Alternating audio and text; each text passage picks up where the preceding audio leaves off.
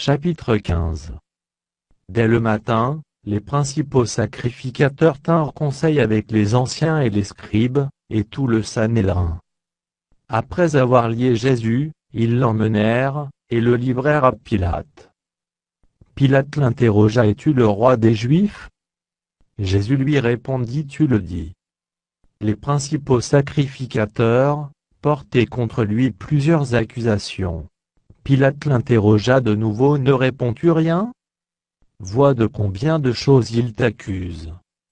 Et Jésus ne fit plus aucune réponse, ce qui étonna Pilate. À chaque fête, il relâchait un prisonnier, celui que demandait la foule. Il y avait en prison un nommé Barabbas avec ses complices, pour un meurtre qu'ils avaient commis dans une sédition. La foule, étant montée, se mit à demander ce qu'il avait coutume de leur accorder. Pilate leur répondit: Voulez-vous que je vous relâche le roi des Juifs? Car il savait que c'était par envie que les principaux sacrificateurs l'avaient livré. Mais les chefs des sacrificateurs excitèrent la foule, afin que Pilate leur relâchât plutôt Barabbas. Pilate, reprenant la parole, leur dit: Que voulez-vous donc que je fasse de celui que vous appelez le roi des Juifs? Ils crièrent de nouveau: Crucifie-le. Pilate leur dit: Quel mal a-t-il fait? Et ils crièrent encore plus fort: Crucifie-le. Pilate, voulant satisfaire la foule, leur relâcha Barabbas. Et, après avoir fait battre de verges Jésus, il le livra pour être crucifié. Les soldats conduisirent Jésus dans l'intérieur de la cour, c'est-à-dire, dans le prétoire, et ils assemblèrent toute la cohorte.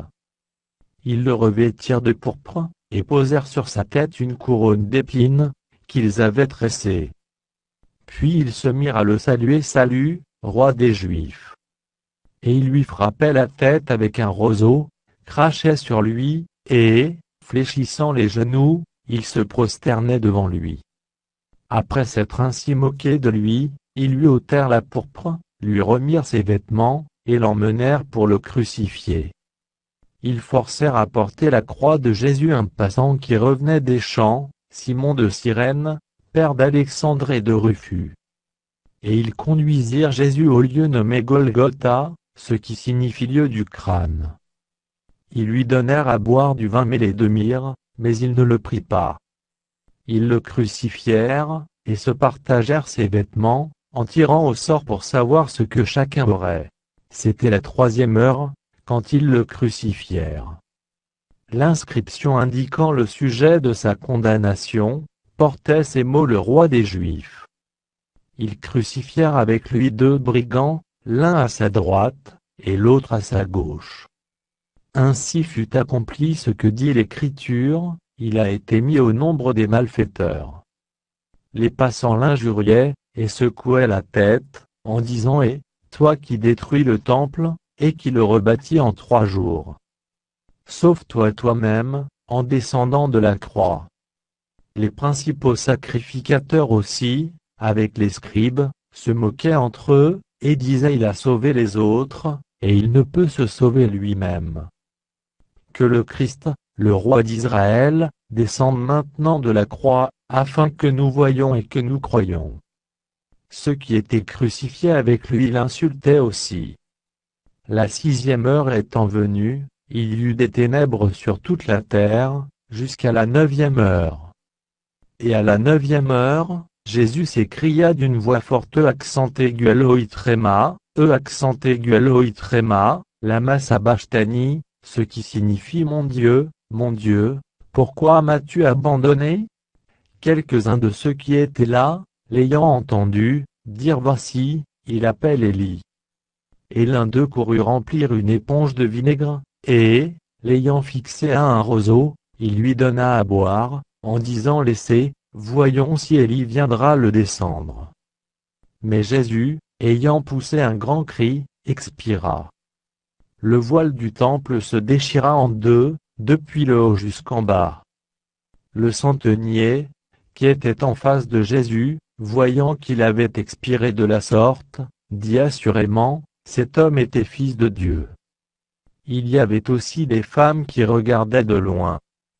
Parmi elles étaient Marie de Magdala, Marie, mère de Jacques le mineur et de Jose, et Salomé, qui le suivaient et le servaient, lorsqu'il était en Galilée, et plusieurs autres qui étaient montés avec lui à Jérusalem.